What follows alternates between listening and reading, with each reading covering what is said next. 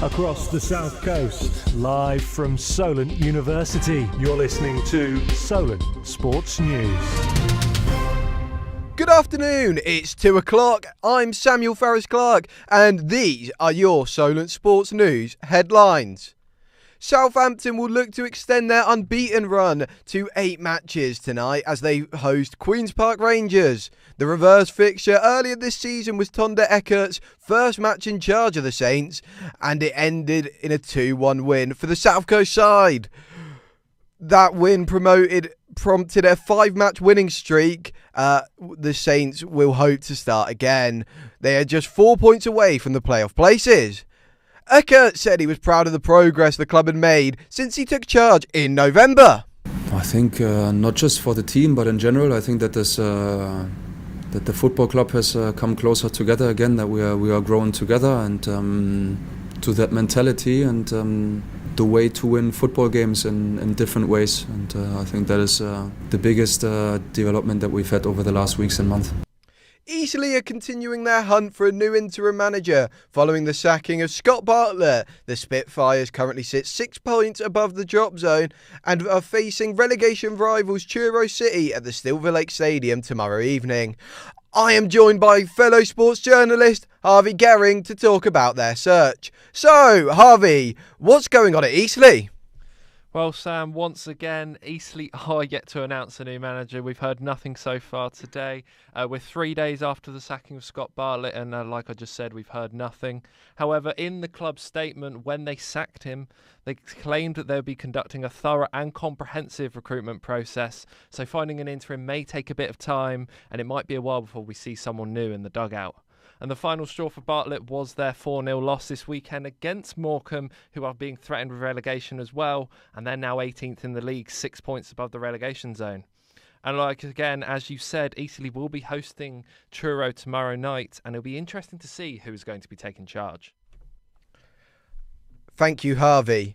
PSG's Afrak Hakimi is set to face trial following a rape allegation made against him.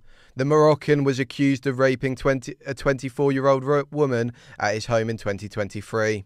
Hakimi denies the allegations, posting on social media that he'll calmly await the trial, which will allow the truth to come out publicly. No date has been set for the proceedings so far.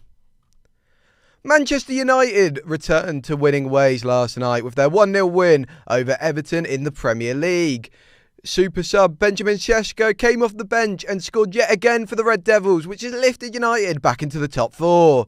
The United boss, Michael Carrick, was pleased with Sesko's work rate despite the forward starting on the bench for the past 5 matches. I've got no problem with Ben, and he hasn't got an issue. He obviously wants to play, but I can't speak highly enough of how he's been and the work he's putting in and his attitude, ruthless finish, which kind of sums up where he's at the minute, which is great to see.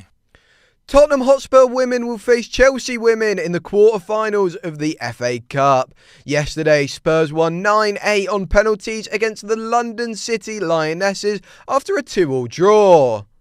One of the biggest hip-hop stars in the world will be in attendance to see underdogs Preston play Swansea. It's the one and only Double G. Famous rapper Snoop Dogg will be attending his first ever Swansea City game against Preston this evening. He became a minority shareholder and investor in the Welsh club in July 2025, but is yet to go to a match. Swansea CEO Tom Gorringe claims that Snoop Dogg was an addition from needing new ways to generate income. England are currently taking on Pakistan in the T20 World Cup Super 8's Group 2 tie.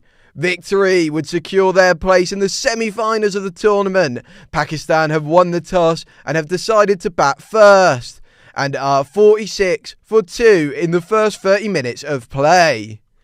Boxing legends Floyd Mayweather and Manny Pacquiao are set for a professional rematch in September. The two fighters faced each other back in 2015 and in a fight that was named the Fight of the Century, as well as being the best-selling pay-per-view of all time.